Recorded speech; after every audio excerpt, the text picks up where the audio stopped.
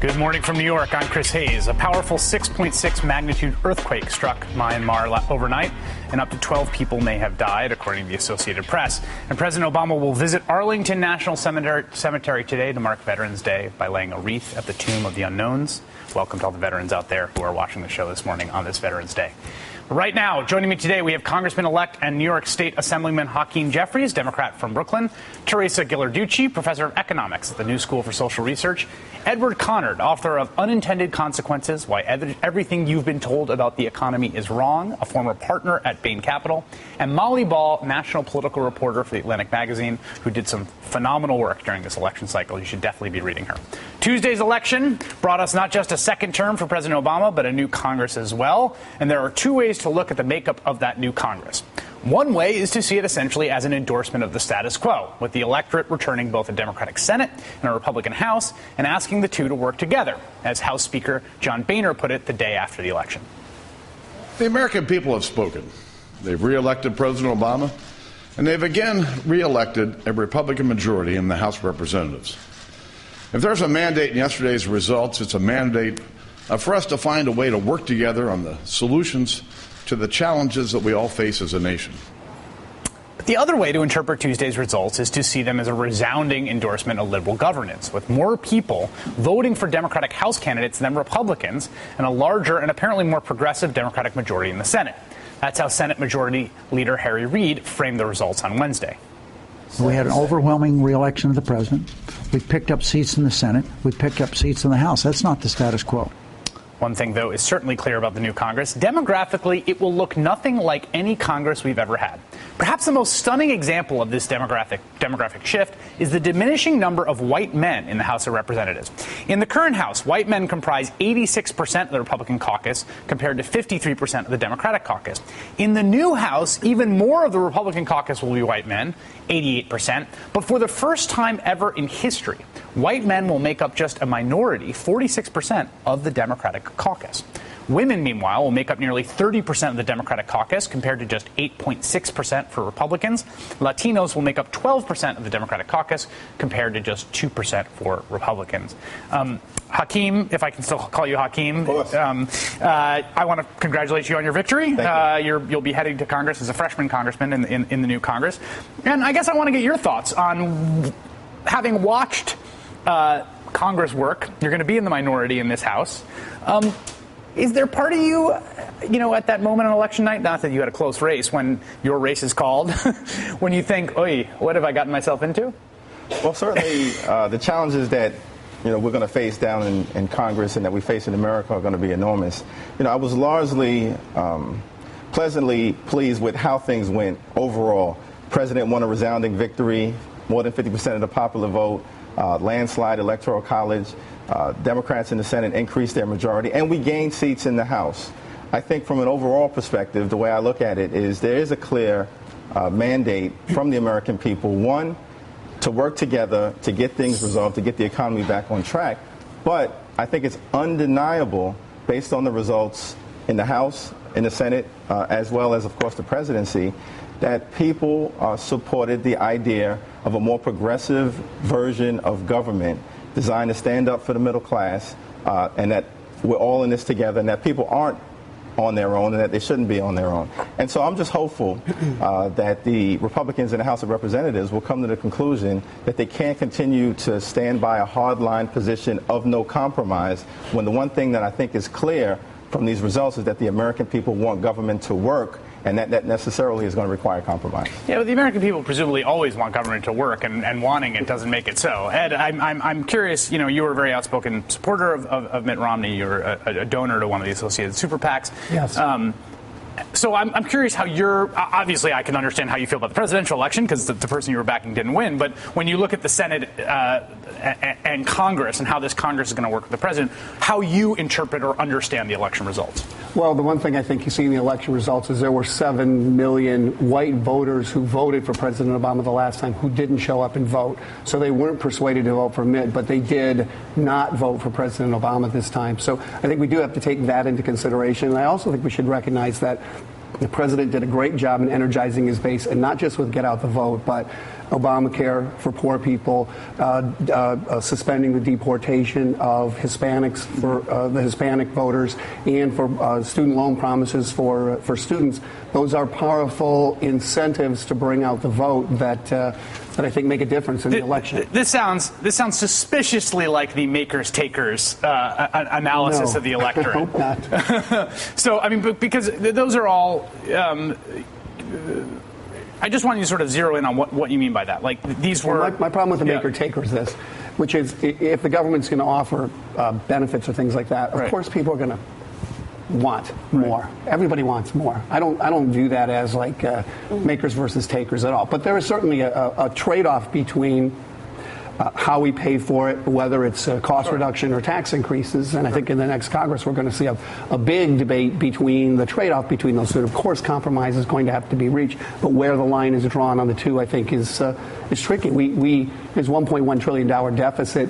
You can run maybe a $200 billion a year deficit and hold debt as a percent of GDP constant. You have to come up with $900 billion a year of either tax increases or cost reduction. We only raise $1.1 trillion of income tax. Right. So, it's either an enormous There's tax lots of other increase. taxes we could come up with. Well, sure, but I'm just trying to put it in perspective of the size of what is required to bring things back into balance. Molly, you cover Washington, and I want to show this chart because to me this is the fundamental issue that we keep talking about with Congress, right? Partisan polarization. It's an asymmetric polarization if you look at the DW nominate scores, which is the kind of standard political science empirical way of trying to track where people are and where the caucuses are. And the Keith Poole, who is the originator of this scoring system, ran the numbers for the new Senate. So the 112th Senate is up on top there, and the 113th Senate is on the bottom. And what you see is not that much of a difference, but if there's any difference, it's that both peaks have narrowed, which means more polarization, basically, which means they've clustered more around their caucuses. Can the Senate function under its current conditions of polarization on the one hand and supermajority requirement on the other? Not so far, right? I mean, it didn't in the last couple of years. Yeah, they haven't gotten a lot done. I mean, I think this argument about, sort of status quo versus a mandate for, if not change something, is really interesting because it's almost like the Republicans are making this argument that there was a mandate to do nothing, right, because they do not want to see liberals sort of take the ball and run with it and accomplish a lot of their policy proposals or ideas. So, but I think you do already see some wiggle room. You do. I mean, everybody in Congress realizes that this reflects badly on all of them when they can't do anything. Do they realize that, though? See, that to me has been sort of one of the most remarkable things about particularly the conduct of the House of Representatives, which is that the normal system of incentives seems to have broken down. The normal system of incentives is that you got to go back to your district with something. We did this, and that tends to forge some kind of pressure for compromise. But I think the House Republicans discovered, and I don't think they're wrong, that A, through control of the redistricting process, and B, because of the more partisan nature of American politics more broadly, they could present themselves as essentially a parliamentary body that was dedicated en masse to obstructing the president's agenda and not pay a political price for it back home in the district if they didn't get some, some little goodie passed for the local car dealer or whatever. Right? I think it's hard to say that they were elected to do that in a sense. I mean, the investors are always going to be in a minority, and the people who are paying the majority of the taxes are always going to be a minority of the vote. They have aligned with the religious right to get close to a majority, at least be competitive, right? But that's a crasser analysis of the rights coalition than any liberal I've ever heard. It just is what it is, right? I'm not good at spinning the ball. Yeah, no, I like the honesty. But I think that 35% is always going to be elected to defend the taxpayers and the investors and the guys paying the majority of taxes. I think if they stop doing that, they're probably not going to get reelected. Whoa. So I think the majority of people who voted for Obama are taxpayers, lots of taxes besides income tax, payroll taxes.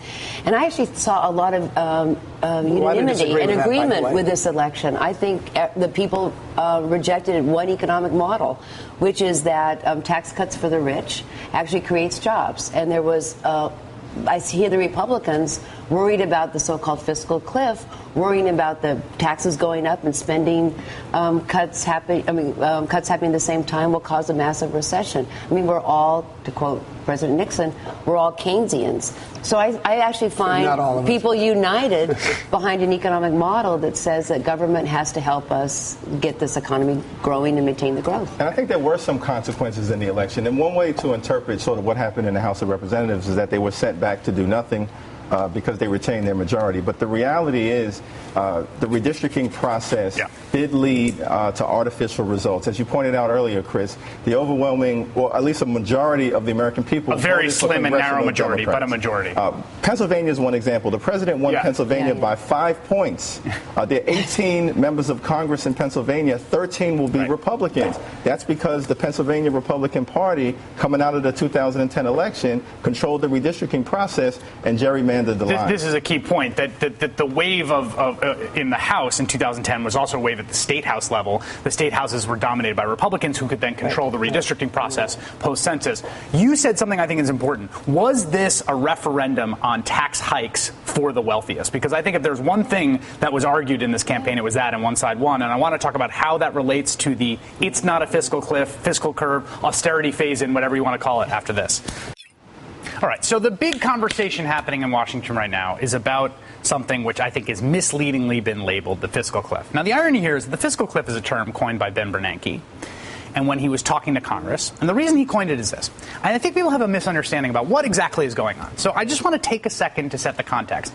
And the context of this goes all the way back to 2010, and here's why I find the discussion of this so maddening. 2010, Tea Party revolt, okay? What happened?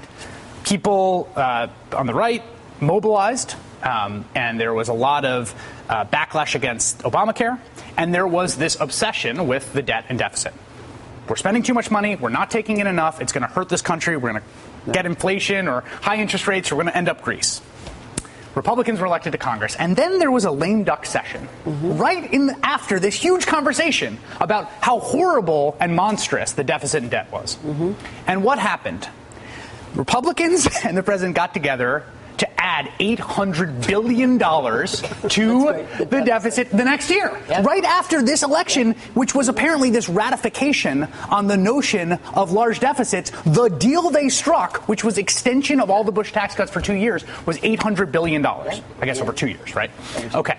So that's, first of all, I just want people to know, when people in Washington talk about the debt and deficit, 9 times out of 10, they do not mean the debt or deficit. Right. They mean what their favored policy is, whether that's tax cut extension or tax raises or cutting spending, right? That's what they're talking about. They are not talking about the debt and deficit. Every time you hear debt and deficit, as a news consumer, have to say, what do they really mean by that word? Because they almost never mean it. Because if they did mean it, the deal that was struck after the 2010 elections would not have been the deal that was struck after the 2010 elections. Okay, that brings us now to the situation we're in now, the so-called fiscal cliff. And what it means is that at the end of this year, all of the Bush tax cuts expire, which raise taxes on everyone, and spending cuts kick in, which are automatic as part of the debt ceiling deal as sequester. Okay?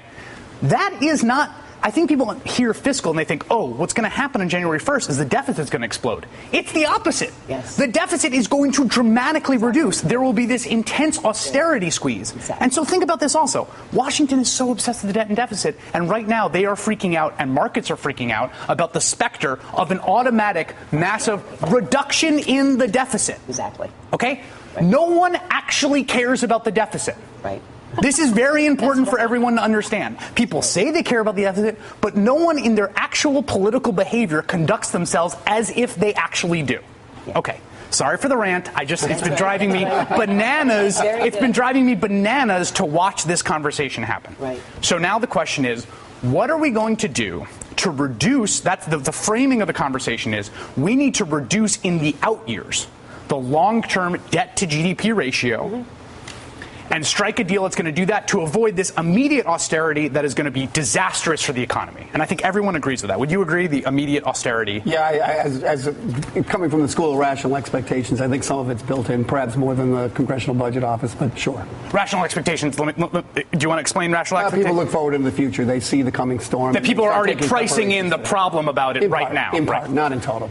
One more thing about the reason I think it's a mistake to call it the fiscal cliff, and we should call it the fiscal curb instead, is that all of this will start happening on day one, but not all, whatever it is. I don't know what the total amount of it is. What is it? $800 billion. Yeah, it's $800 billion. Not the $800 billion isn't going to be on January 1. That's the size of the contraction. For instance, the payroll tax holiday right now, which is 2 percentage points on for your employee, right?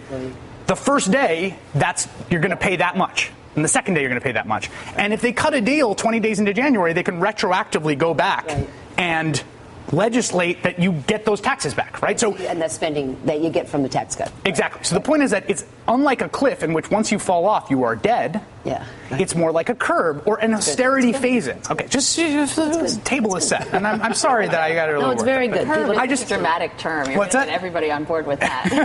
That's true. Well, it's not a cliff, right? It's not a natural occurrence that causes a disaster. It's manufactured, and we can actually steer it away from it. I really like might that. Have to reset I the like table, it. But You can reset, but let me play where we are right now, because the big question is, how are these two sides going to come together to deal with this, right?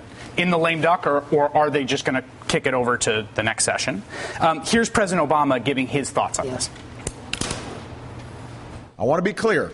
I'm not wedded to every detail of my plan. I'm open to compromise. I'm open to new ideas. I'm committed to solving our fiscal challenges. But I refuse to accept any approach that isn't balanced.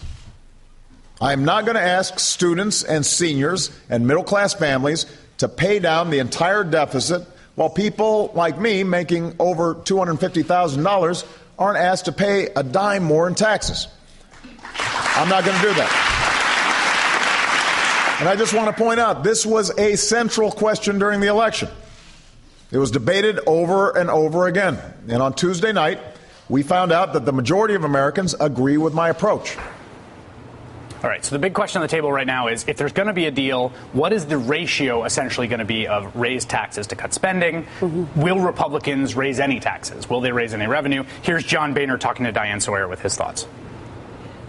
Is it on the table to talk about it? I made clear the wealthier Americans yesterday pitch in here that raising tax rates is unacceptable. And frankly, it couldn't even pass the House. Putting increased revenues on the table, but through reforming our tax code. And I would do that if the president were serious about solving our spending problem and trying to secure our entitlement program. I'm the most reasonable, responsible person here in Washington.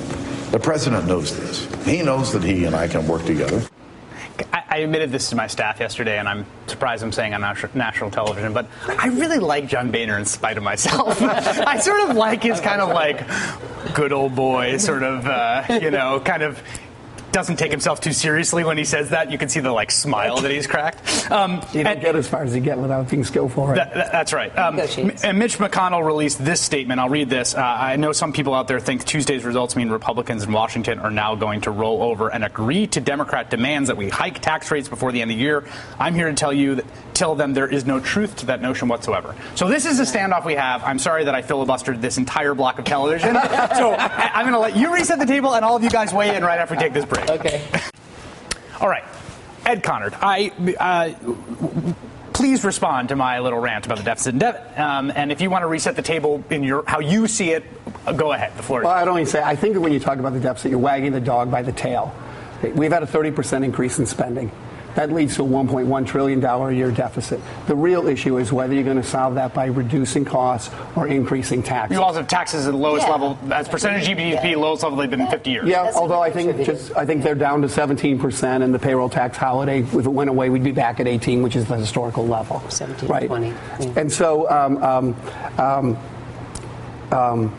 I just think that I forgot what I was going to say. You're saying, no, that's fine. You're basically saying, look, that the real issue here is spending, and to talk about deficit. Yeah, and the negotiation has to be between taxes and spending, and it doesn't really matter whether you tax or borrow the money in lieu of the taxes. Either way, that's a tax increase. You spend the money, you've increased the taxes.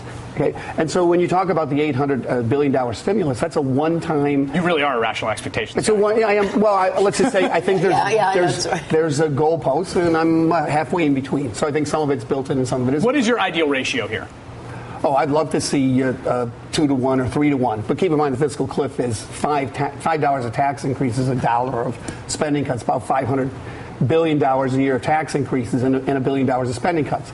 Because you get an increase in unemployment benefits that offset some of the spending cuts, so the real net spending cuts are lower because you get, according to the CBO, 4.5% reduction in the growth rate. Now they're predicting a big bounce back there. Every year they predict a big bounce back the next year that never comes. Would you be willing, because I noticed there's a 1 in that ratio, which is kind of the key part of this negotiation, right? No, I'm serious, because if there's not a single dollar revenue, only dividing if there's not a single dollar revenue, then there's no basis for negotiation. See, and this is why I just think that the benefit, both Republicans and Democrats have pushed this issue past the election, but eventually the math catches up with you.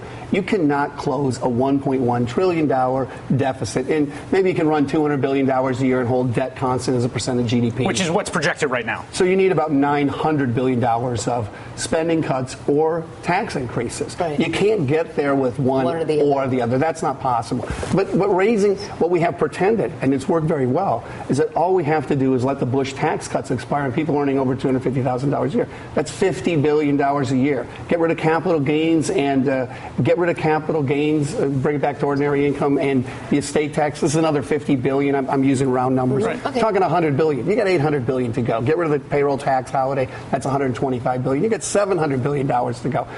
This is where the tire is going to hit the road. People are going to realize just how tough it is to really bring the fiscal balance back together again. Anyway, some of the spending actually pays for itself. Right. If we spend money on unemployment insurance compensation, spend money on infrastructure, spend money on the things that state and local governments pay for, like education, that puts people back to work. Is that the only number I really care about here today, this morning, is 7.9. That's the unemployment rate. 7.9% is better than we had the last 4 years, better than the beginning of the recession, but it's still recessionary levels of unemployment. If we get people back to work through spending, targeted spending, that increases the multiplier.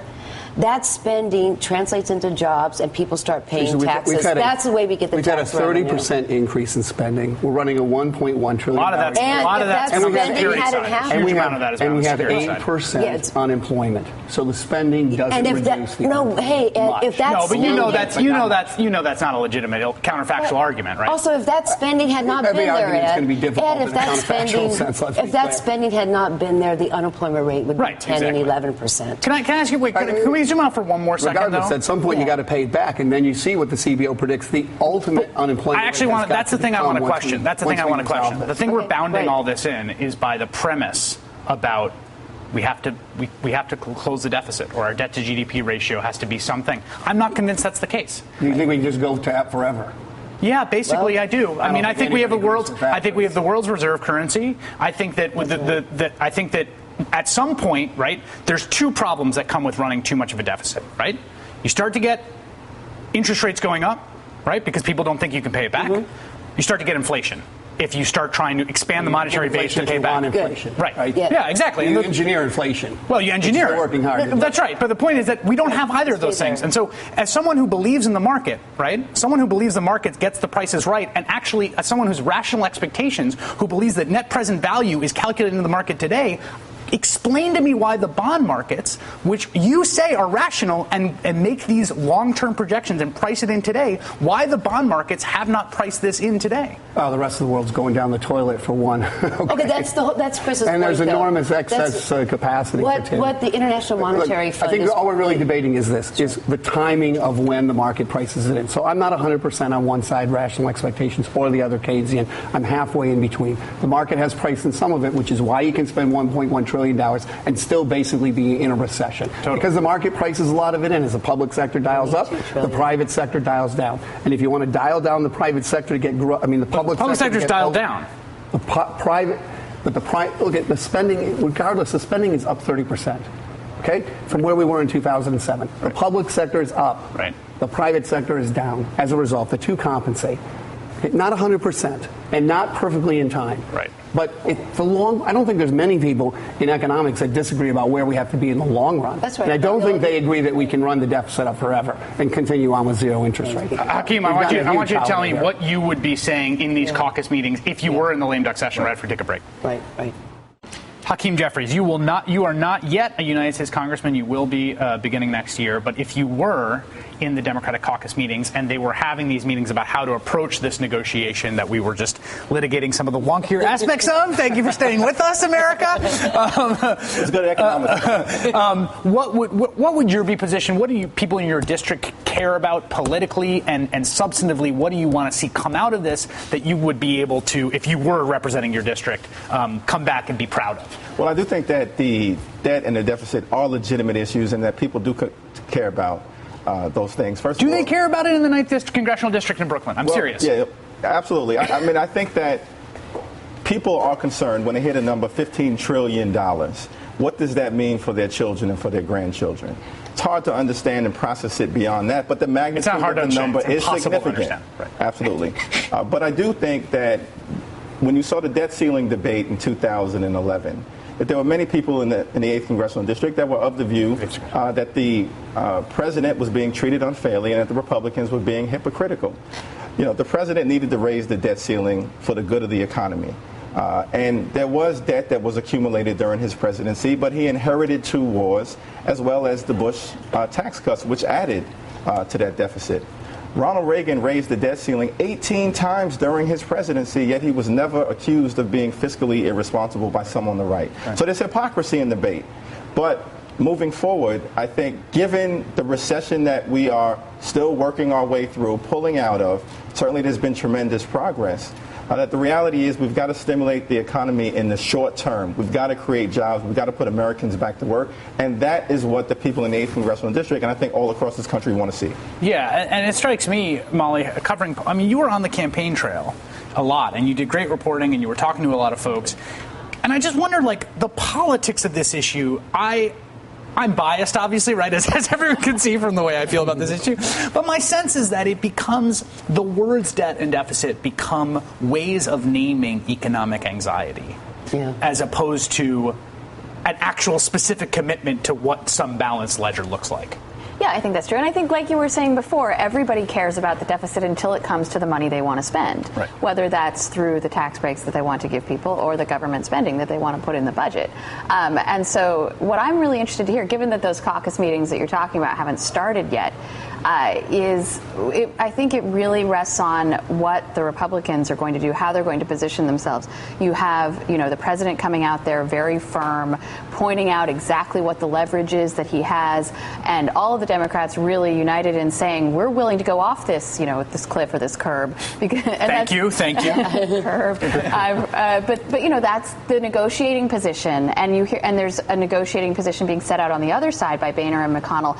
Also some very tough talk, but you hear the language that they're using, saying tax rates, for example, instead of saying taxes, and admitting that some revenue needs to be brought in. And those are sort of the smoke and signals saying we want a deal, we want to come together somehow. But then the question is, when you do get into those loopholes, whose ox is being gored? That's a great point here, that the smoke signals that are coming in. There was a New York Times article actually just this morning about a conference call that Boehner had with this caucus, in which Boehner, it sounds like from this reporting, and again, all this reporting is being done for specific reasons because certain people want to send certain messages.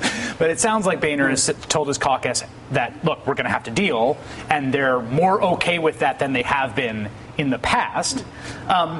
What is weird to me is that the jobs aspect of this, which you're talking about in terms of what your constituents want, and what I think is the thing you hear on the campaign trail, right? I mean, that is so absent from this conversation. And it seems to me like the most important thing is growth. I'm with Bob Lucas said that, I think, right? Once you start thinking about growth, you can't think about anything else. Exactly. Growth is very important. And the point is, how do we get growth and full employment? And that, to me, is a part of this conversation that's not being had, Teresa. Yeah, absolutely. So some of the spending is actually investment. When government spends money on unemployment insurance extension, which is actually part of this fiscal curve, it's manufacturing. Very important. We could steer away from that curve by extending the emergency unemployment compensation. You put money in those pockets of people who are out of work, they spend it immediately. It actually goes into the economy.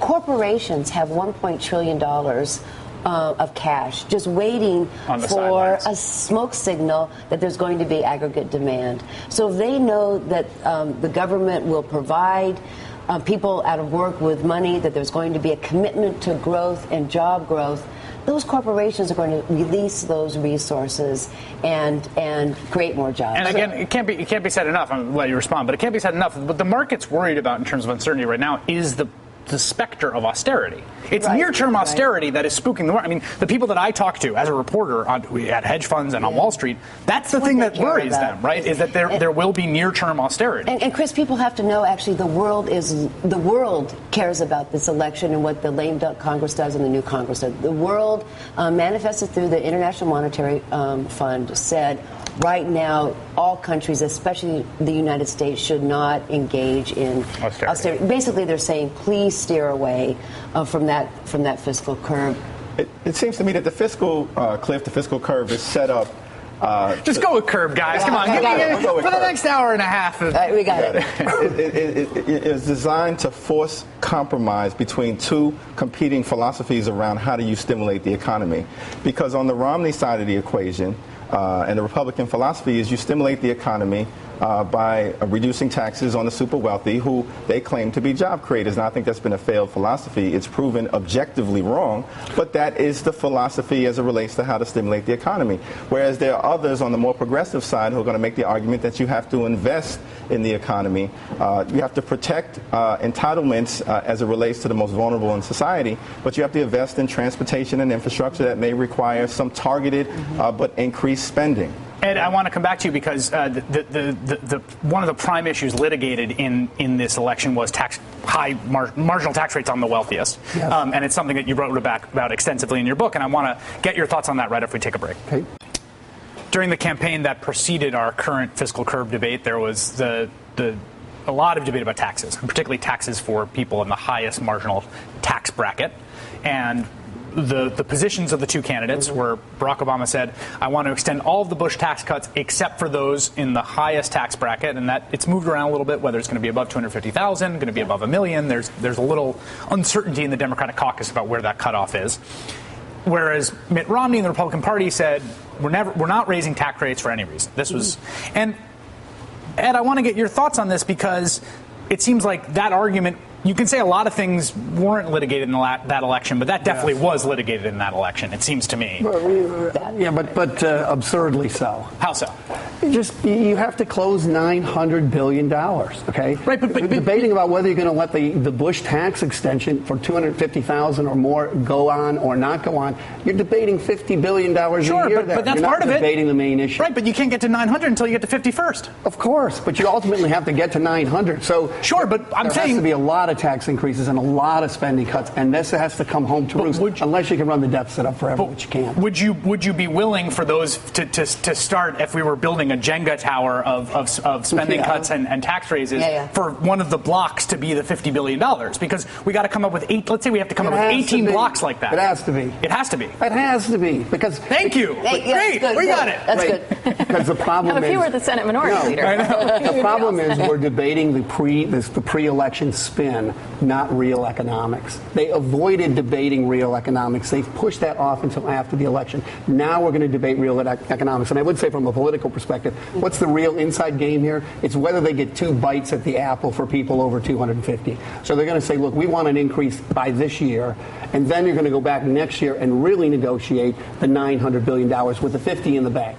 And they're going to come back for a second bite at people who earn over 250, because believe me, 39% marginal tax rate doesn't come close to solving this problem. You need the fiscal cliff has got $200 and something billion a year of tax increases on the middle class, plus another 125 in payroll. Right. We're talking about $300 billion on the middle class that they kind of agreed as their compromise as a way to solve this problem. Here's actually my feeling on this, and Molly, I want to get your thoughts on this because you've been covering the politics of it. I actually think it's really important it's like if you've been convalescing for a little while, or you've been laid up in a hospital for a while, and you haven't moved your leg muscles, and you have to go through physical therapy to build up the strength. We have lost the ability to raise taxes. As a political body, that muscle has totally atrophied. We just haven't been able to do it. And I actually think it's really important from the health of the body politic, and symbolically, even if only those $50 billion doesn't get you to 900, just to say we can do it. Look at this, America, and actually to say to the markets, we're capable of raising revenue, because what happens in countries that do go the way of Greece is that they're incapable of raising revenue. This is where I disagree with you, Hakeem, which is we ran this experiment, the U.S. versus Europe, over the last 25 years. Okay, we grew 63%. France grew 35% since 1991. Germany grew 22%. Japan grew 16%. We have 35 to 40% more hours of work per working age adult in the United States than Germany and France have. Okay, this idea that we haven't proven that lower taxes on investors it pumps up growth in the economy. It's hard to look the data in the face and come to that conclusion because the shocking difference between the U.S. and Europe, it's stimulus spending and government investment really created jobs and grew growth. Europe would be kicking our butts, and Greece would be the poster child of success. Now, it's 180 degrees the opposite. It's an unmitigated disaster. Well, but Europe is not just one thing, right? It's Norway and Greece, right? Norway's doing pretty well. Denmark's doing pretty well. Amsterdam's actually doing pretty well. And by the way, you say Germany's doing well. It grew 22%. Okay, it's barely come out of the recession. We're way ahead of Germany. I think the European example is a false example. It's a red herring. And not that you're using it, because I believe that your views on the economy are anchored in solid philosophy. But I think politically, it's often used to say, well, we can't return to or look at socialist policies because Europe has failed. The real comparison, the actual comparison, should be the Clinton economy versus the Bush economy. In the Clinton years, tax rates were at 39%. In the Clinton years, tax rates were at 39% for the super wealthy. We balanced, we had a surplus in terms of the budget, and tremendous economic growth. In the Bush years, we dropped the rate, and we found ourselves because of net zero job creation and the worst economy since the Great Depression. Europe is a false comparison. Let's look at what has happened in America. Let's look at what happened in America. We commercialized the internet in 1993. It's like commercializing the telephone.